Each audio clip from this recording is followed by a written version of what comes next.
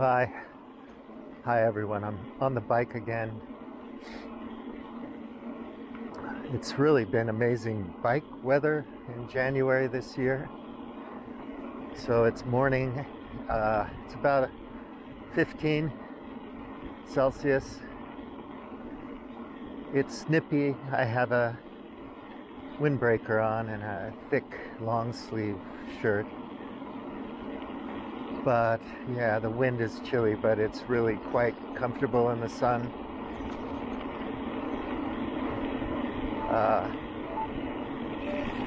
Oops.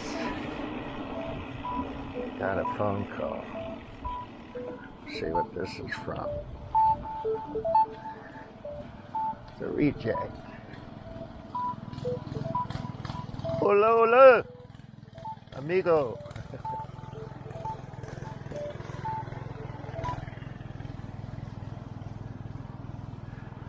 That's my neighbor working on his other field up here. I mean, the farmers, like I said before in another video, are having, taking advantage of this weather.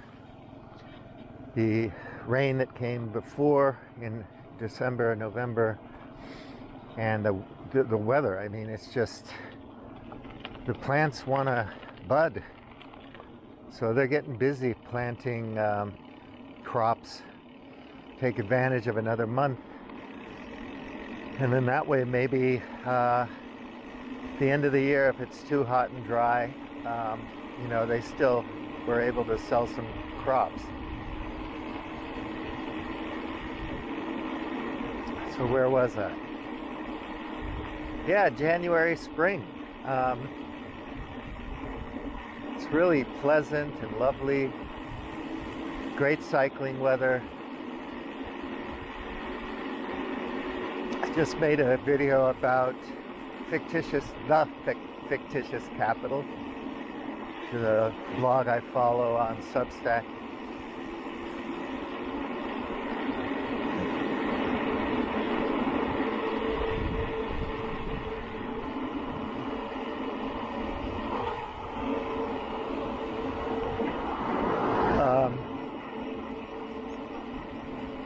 It's definitely worth reading every single post. Very well organized and written. Anyway. But I was thinking, recently that there has never been a time in history where there were so many well-educated, well-informed, brilliant, well-read people in the world. Now we have 8 billion. I don't know what the per capita on that would be, but I would say it's the highest ever. Yeah, I'm just guessing. It's an intuitive, take. Yeah, so I'll get back to that in a sec. I remember I rode by this place a while ago and shot it. So this house here,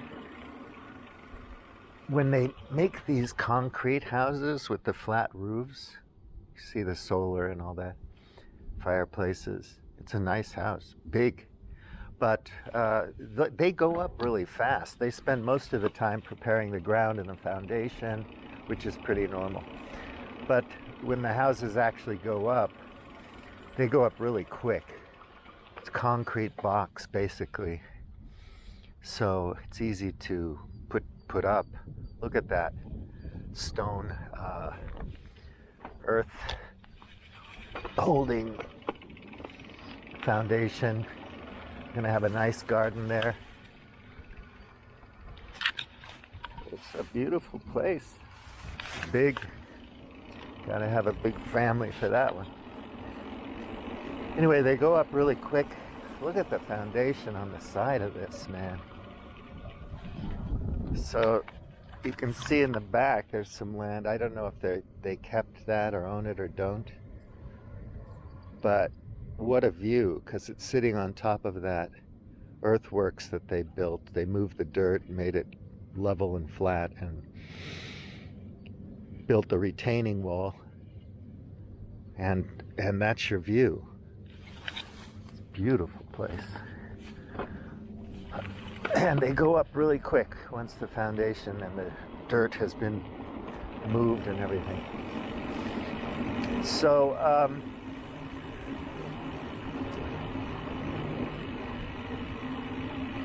back to what I was talking about. There are so many people well informed now and well read. I mean, obviously, maybe education in terms of the numbers, test scores and whatnot in the UK or the United States go up and down for various reasons.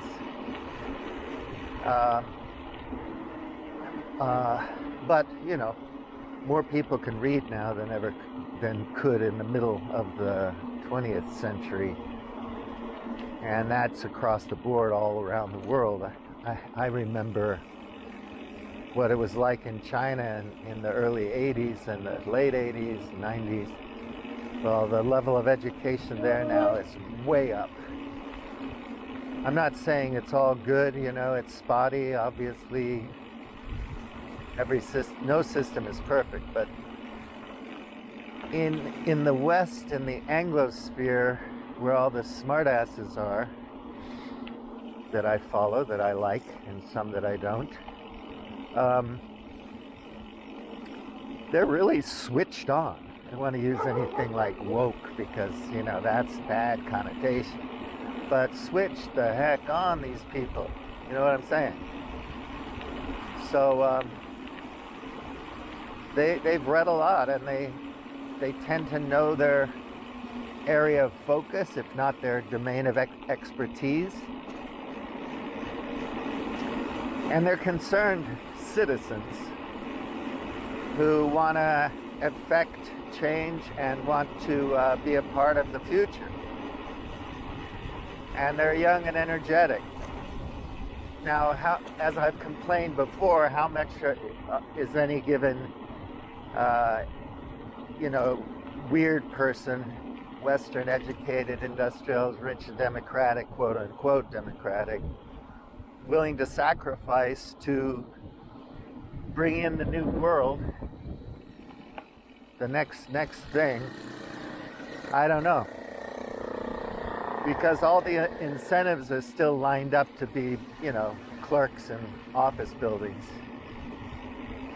And we're getting pressured from all the capitalists, the unregulated ones who are just trying to make a power play. They have their reasons for doing things, mostly to make money, but, you know, you have that podcast, Pitchfork Economics, and there's a wealthy man in Seattle that built that platform.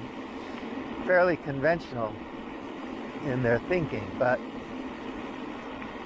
it just shows you that they understand the pitchforks are coming out. At some point, it just happens, you know? You look at history and you know that. After a while, people get so humiliated and so pissed off that they don't mind dying anymore to fight the man or fight for justice for the people. You know, you've seen it all over the world. And of course, there's always backlashes by the aristocracy or the right wing or the fascists or whatever. People want to fight for what they think is right, and they're willing to kill. You know, the whole Italian fascism from the 20s to the 30s was unbelievable. How many Italians are running around killing Italians just because they have a different ideology. Reds, commies, socialists. And it's horrible, horrific, brutal, mean, nasty, ugly. And it just wrecks the whole country. Obviously, World War II put an icing on that cake. And then you have to rebuild everything and so on. And you have other waves of immigration, not just in the 30s from Italy or in the 40s and 50s, you know, but you have to rebuild the whole country. Well, now we have immigration problems everywhere forever because of the climate crisis. That's not going anywhere. And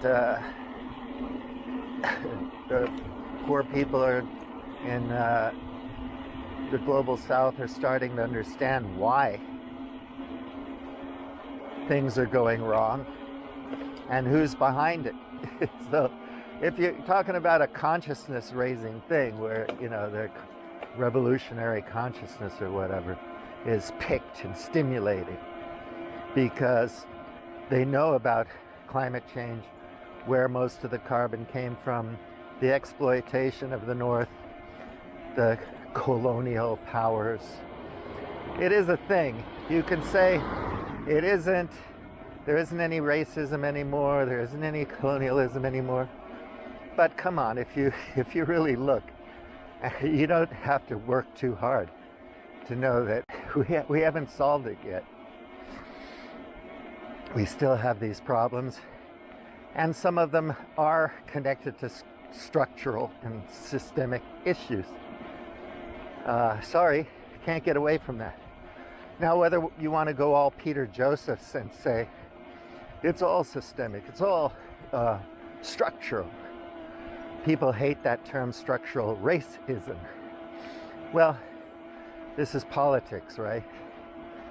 And politicians follow the money, so I'm not so sure that it's the racism is the core of the Venn diagram.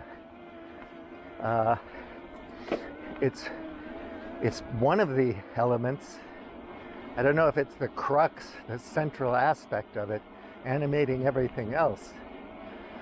Just like identity politics, the trendy wokeisms and so on. But the preconditions and the conditions for these things to express themselves has been around for decades and decades. So you can't ignore them, right? Like, I tend to think that it's the ideology that undergirds legally coded neoliberal, neocon, fossil capitalism with its media and military industrial complex run mostly by the United States of America that animates where we're at today, and therefore must take a certain amount of responsibility for the way things are. And of course, if you think, I'm crazy, I've got Alzheimer's disease, I'm nuts, because you think this is the best of all possible worlds, Fukuyama end of history type stuff. Okay, fine. You know, that's what you believe. And just keep looking at what happens. Keep your ear to the train track. You're going to hear the train a-coming, but you might not even notice it before it hits you.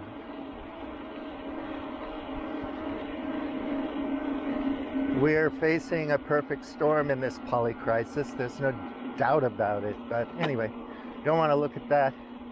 No fun. Doesn't pay the bills. Whatever.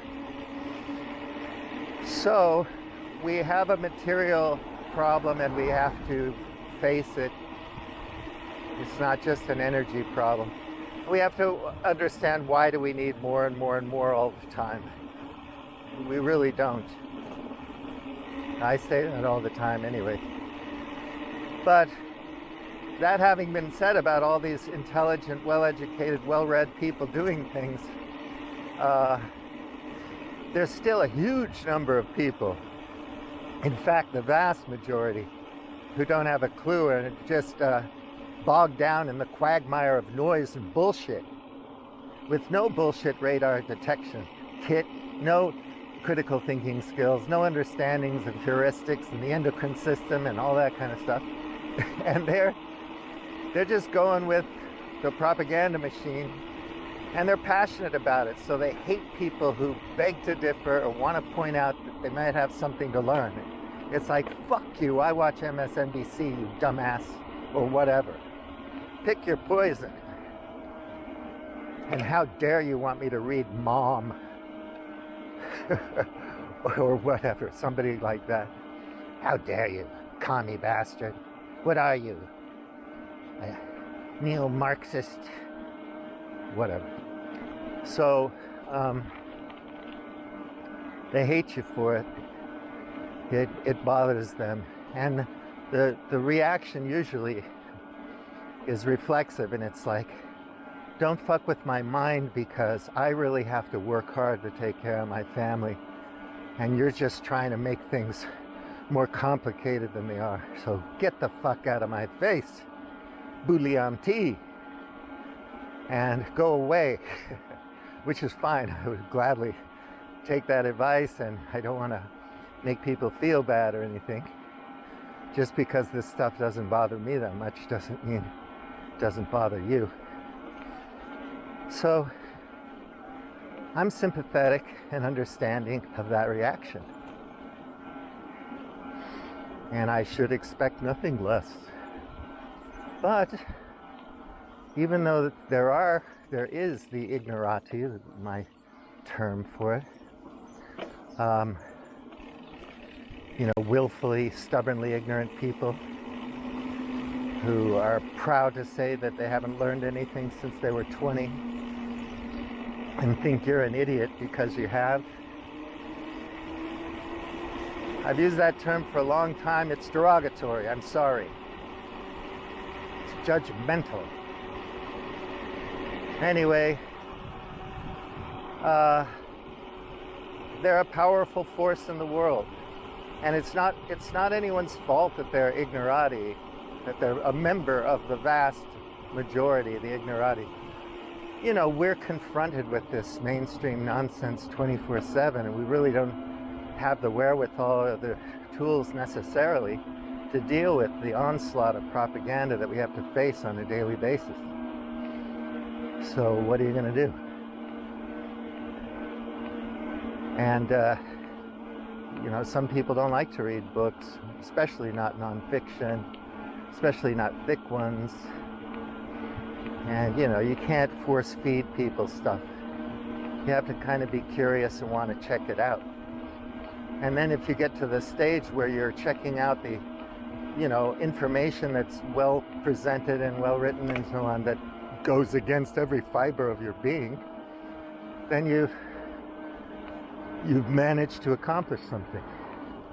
Because now you're open-minded enough to look beyond your own narrow-mindedness and prejudices, outside your bubble, and challenge your thinking. Interrogate yourself, your motivations, where you're coming from, and try to understand that. This is really nice up here, isn't it? I'm going to try to swerve around to the other direction, but it doesn't seem like that's what's going to happen here. So I'm going to turn around and double back, because there's a view I want to show you guys, if I can find it. Panoramic. Boa Vista. So you get to that point where you like engaging with people you don't necessarily agree with, then you've really made a breakthrough, because you're going to start learning. And then if you do have deep convictions, ideological, philosophic, or whatever, you'll be able to express them and understand yourself and your ideas, thoughts, and feelings even better. Really, this is an important thing to talk about, which is why I keep repeating this kind of subject, because it's at the core of the problems we have with the ignorati. And so if there's any fence sitters that might want to read a book a month or something, or might want to engage, the time is now to start, because it's a kind of prepping that doesn't just mean that you've collected a lot of canned goods that some marauding gang can come and steal from you at the end of days. But it's, oh no, I'm going all the way down now. Oh well, just go with it. So, you might want to prep your mind and your spirit and your community, your friends and family, emotionally, psychologically, intellectually for what's coming. So that in a kind of stoic fashion, not necessarily stoic, you could be Lao Tzu, you could have the way, the Buddhist canon, whatever. Walk like Jesus. You'll be ready and you'll say, hey, I can deal with this. Me and mine, we can handle it. It's not going to be easy, but you can handle it. And this can happen whether or not there's collapse. You don't need collapse. Shit happens in life. We all know that. And you'll be better able to deal with shit when it happens. You don't have to get all pissed off and emotional and make it worse. I crashed, now I want to burn. So that's why I keep harping on this stuff like a broken freaking record. Oh, I'm passing the A8. Oh no, the A8. Infrastructure. Well, this was a really fun way to get across the A8. Look at that. Yes, this poor Western European country has very nice highways. Isn't that special? While Germany's deindustrializing, we keep growing kale. You can never fail when you grow kale.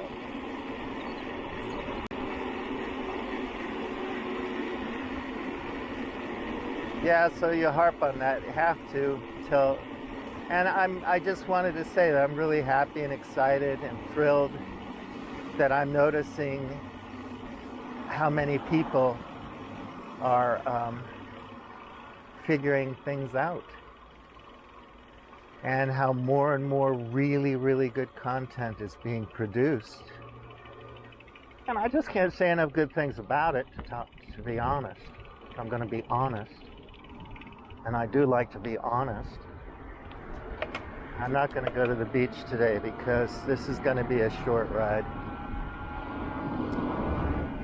So yeah, it's a good thing.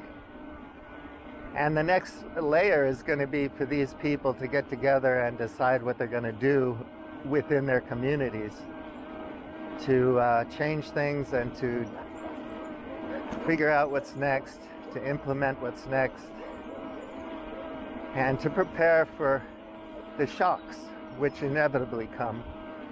And I'm a doomer? No, not really. I read history.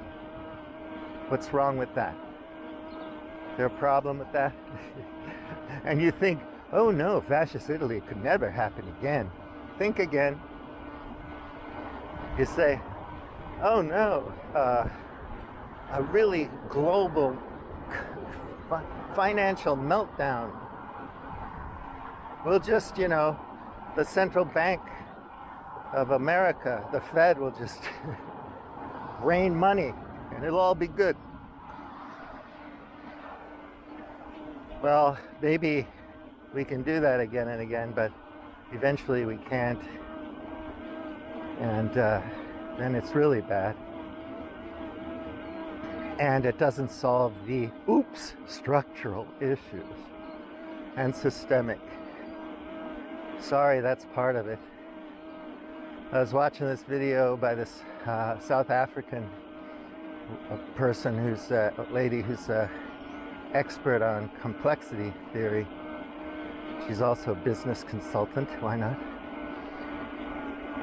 Talking about the difference between complexity and complex, and also how things tend to be complex and have emergent properties, things that happen unpredictably on their own complexity at the same time.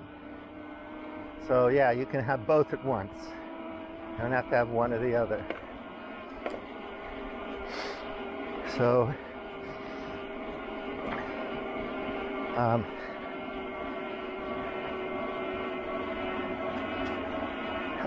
yeah, we have an opportunity to get ahead of it, but that opportunity, that window, is closing fast. And these climate tipping points are happening right now as we speak. We just don't notice them because they're big, you know, hard to see. You're in a cloud, you don't know you're in a cloud because it's big and it's more opaque and all-encompassing. The cloud surrounds you and you don't notice you're in a cloud until you hit another airplane that's also in the cloud. Then it's too late. You crash and you burn. So these tipping points are going to get faster, harder, less predictable, despite eventual quantum computing and AI technology, buoys all over the place and satellites all over the place. And I don't know, what's the biggest thing? Petabytes of data coming in every second, and then AI's pouring through all that data because humans couldn't do it in a million lifetimes. Then we have to align our interests to figure out what to do about it. And BRICS can't even align their interests to figure out what to do about, the USD, the dollar. How are you going to do that? Then the AI just says, I'll take care of it for you. I think I've learned enough about people, perusing the data to figure out what needs to be done. Don't you worry your pretty little heads about it. I'll sort it out. And then you have to be like, oopsie daisy. My. What just happened? It's unpredictable. Read science fiction. And you're like, holy shit, when did that happen? Yeah, so I tend to think it's going to be something like that. Like Hemingway said that, bankruptcy happens very slowly and then all at once. A lot of things you could say about that. That's just talking about a phase transition. And the emergent properties that can come out of complex systems during a phase transition. And human society, human beings, as they organize themselves on this planet, is a complex system. You can think of it that way. And then we have all kinds of complex systems that underscore and maintain this complex system we call people, organized in a global civilization with a global supply chain and dependent on global energy sources, in particular fossil fuels. So that's where we're at on this whole thing. And that's not going to change anytime soon. So, if you can get ahead of it, it might be kind of fun. It's also very interesting, in my opinion, to follow the ins and outs of the incomprehensible. Because, as you know, I am not an expert. I'm not a thing. I just feel compelled to share a video once in a while because I guess I'm crazy. My conventional acquaintances, they just hate to see you have fun. And then if you're sharing your ideas, thoughts, and opinions on top of having fun, they hate your guts. I mean, that's the ultimate sin. What? Why are you having so much fun, boy?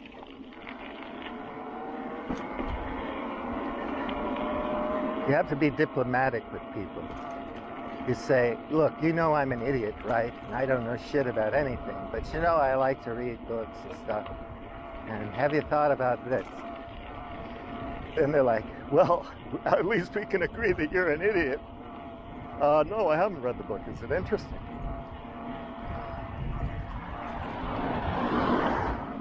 You have to make it easy for people to like you, which means you make it easy for them to despise you, or at least to know that they're a lot better than you are.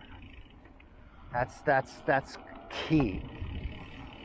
If you want to make friends and influence people, you have to allow everyone you know to think that they're just a little bit better than you are. So if it comes to, taking a pee in the toilet and letting it all hang out there so that they can, measure the difference between you and me, let them do it.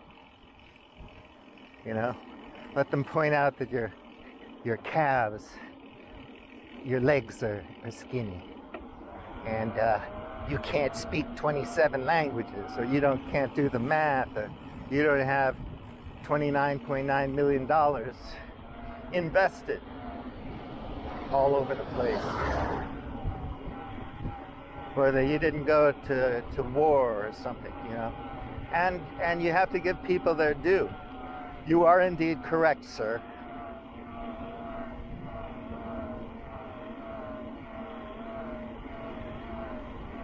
What was that song? Got no reason.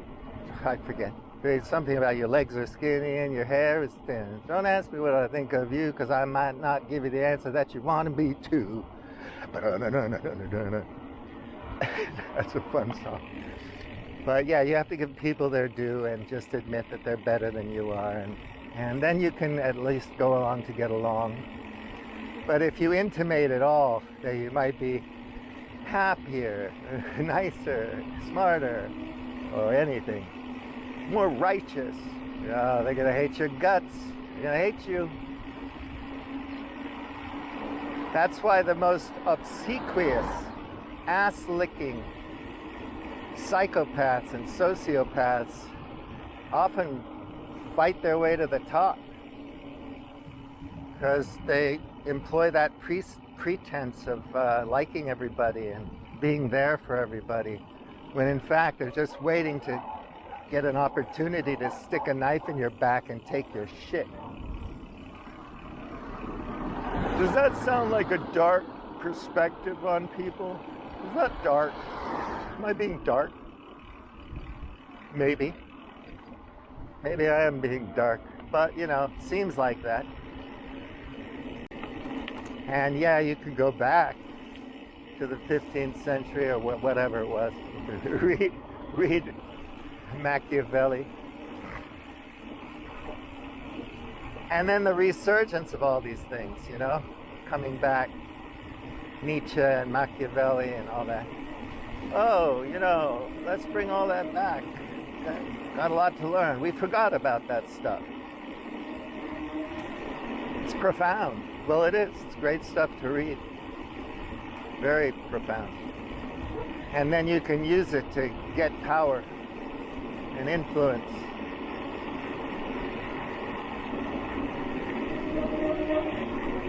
Most of us are just human beings, so we're fairly soft and,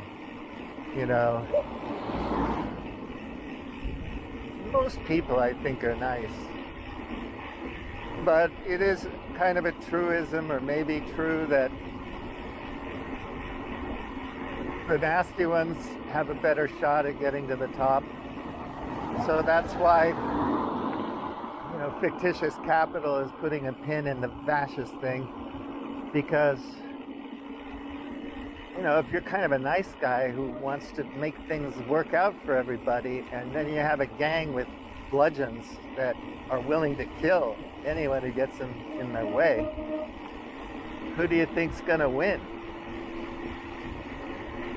I mean, mass movements in India or whatever, Gandhiji.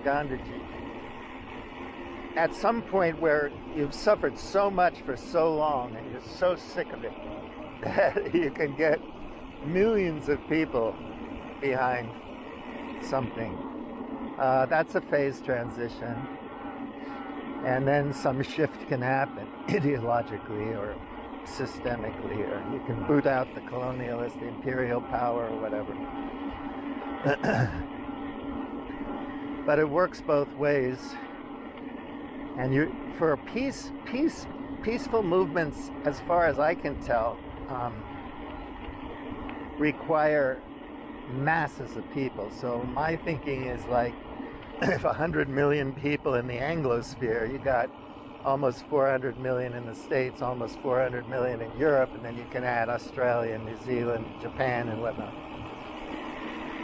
I know Japan isn't Anglo, but you know, they're in that sphere of influence. The allies, the coalition of the willing. So if like, what, 30 to 100 million people suddenly got on a certain train of thought and wanted to peacefully shift stuff, I think it would happen. So how does that emerge? You know, how does that form itself? Who are the leaders of that, of the various movements that would coalesce and partner together to create a peaceful transition into the next thing? And then, you know, you have to get all these people together. You have to educate them. It's like a global socialist revolution or something back in the day, in the olden days. You know, you have your meetings, you talk, or class consciousness, or workers, unions, or whatever. And it's not just one thing, it's a whole bunch of different things that decide they're going to come together and work together, cooperate, coordinate. That's a fascinating zona. So, yeah, if it started to move in that direction, I'd start to get very excited, because the other way is the reaction against all the progressives that eventually formulates into mass violence, oppression, dictatorship, autocracy, you know, supported by the plutocrats and the oligarchs, because they don't care about anything but protecting their wealth. So they don't really care if a bunch of customers have to die. You know, we're a customer-centric business. We put the customer at the center of everything, except during times of tumult. And then we put the fascist party at the center, because they'll let us keep doing business. We define the customer. The fascists are good customers. The commies are bad customers. Yeah, but their money, it's the same color. It doesn't matter. Because the fascists are in power, they can tell you what to do. I don't know if Donald Trump's going to do something like that, but you know, it's the potential's there. People have been conditioned to hate in the States what they don't understand, and they don't understand much. So yeah, you know, it's that whole neo-Marxists, the academy, and of course it just feeds on itself and gets more and more exaggerated and crazy, and pretty soon you really do have a problem with the academy. Oh, lots of potbelly pigs, man. Oh, they're so cute. Tons of potbelly pigs, little black ones. Nice farm. Hello, guard dog. Good on you, mate. Good work. Good job.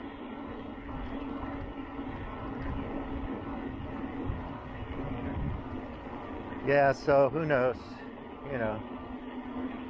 But at some point, the system, the way it's operated now by the players in the Anglosphere, is going to come crashing down, because there are material constraints to it, period. And people are going to be more and more oppressed. You think the technology and the new iPhone is going to liberate you somehow, and it winds up it doesn't work out that way. It imprisons you. And people will start to figure that out, as they do. As they will. So what can you do? You just keep going on, keep doing what you got to do. People, you know, hate these, you know, heterodox journalists. Danny Haiphong talking to Scott Ritter. Oh, what does he know? The commie bastard. He's a Putin apologist. That guy's got balls, I have to say.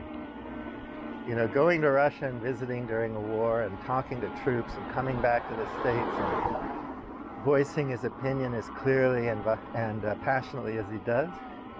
Ooh, guy's got balls.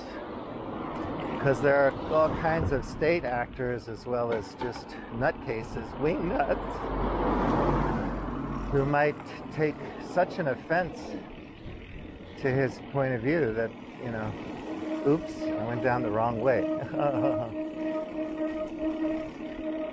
Who might take such an offense that he could get bodily harmed. Yeah, not grammatical. I did it on purpose to be cute. Harmed bodily. I don't want to say the other stuff out loud because it's too horrific and depressing. But, you know, people, you know, if you study history, you'll notice that human beings can be whipped into a passion, a murderous passion, very, very easily.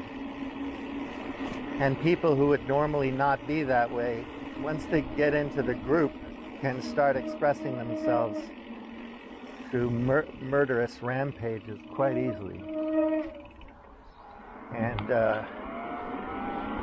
it's terrible, it's ugly when it happens. So that's all I'm saying.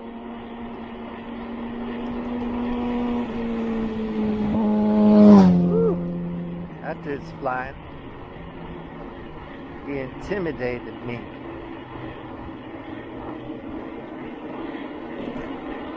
So yeah, it's springtime in January in Portugal. It's beautiful. It's a wonderful thing when it doesn't take much to make you happy. Honestly, it really is. If you can cultivate one thing, just try to understand how easy it is to be happy with less. Less friends, less attention, less stuff. Focus on those things that really, really, really make you feel good in a healthy way. Not on the drugs and alcohol and the other addictions, but things that, you know, in your soul and body just make you feel like you can walk on air after you do them. And what'll happen is I'm going to go ahead and go up this hill. Yeah, I'm going to go ahead and go up this hill. So it's a wonderful feeling when you're feeling healthy and clear and comfortable, and you look at a butterfly and giggle, or you feel zoned out and blissed out and cuddling with your cat, or watching the kids play, or eating a nice meal with friends, having a conversation. And you go, you know, that's really what makes me feel good. Or painting a picture, writing a poem, or building a cabinet, taking a hike, going for a swim. And you go, I really don't need all this shit. Honestly, having 5 friends is enough. And knowing 50 people, not perfectly well, but well enough, is enough. You know, all the billions of anonymous followers, and we are, you know, we herd animals, so in a way, group oriented. So we follow the likes and the clicks and the mobs, and we just get caught up in it. But you could just take a step back and go, do I really want to go to that Black Friday event? Yeah. Or join a mob to get a Taylor Swift ticket, concert ticket? Or maybe I'll just like Nah, I don't have to get all wound up about this thing.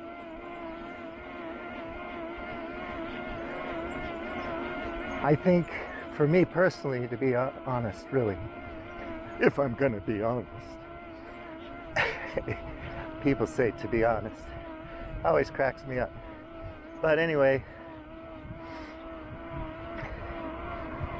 I've always been like this, so my fake memoir, it's actually just a novel, but kind of based loosely on some stuff in my life. What author doesn't do that? Anyway, it's called Sunny Boy, and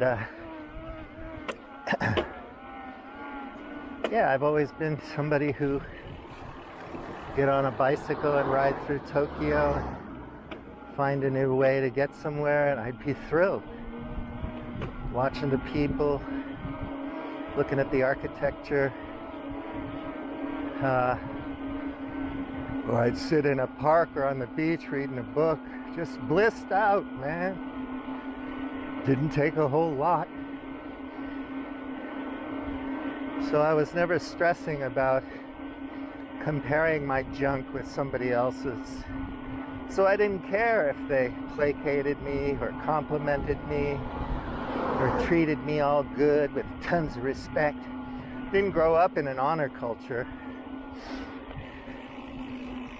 And I was pretty lucky, fortunate as a child. So I don't need all that stroking. So I'm not going to go home when 2 people click like on my picture of a flower and 1,000 people click like on my friend's picture of a flower and go, oh man, I feel terrible. Why don't people like my picture of my flower? It's so good. I even signed it. Just kidding. Well, you know, it just doesn't bother me that much. So I post some book or some intellectual thing or some current event that nobody wants to look at. And of course, it's like, you post your cat or something, I don't know, getting drunk with friends 15 years ago, everybody looks. That's okay. It's not a big deal. Why would I expect them to be interested in what I'm interested in? I can't help sharing what I'm interested in. So that means that I'm alone on Facebook. I don't really care that much, to be honest. Oh no, I said be honest again. Oh, what's that? Freudian slip. I do care. Please, like and share this video. Take good care. Have a wonderful week. Booleum Tea, out.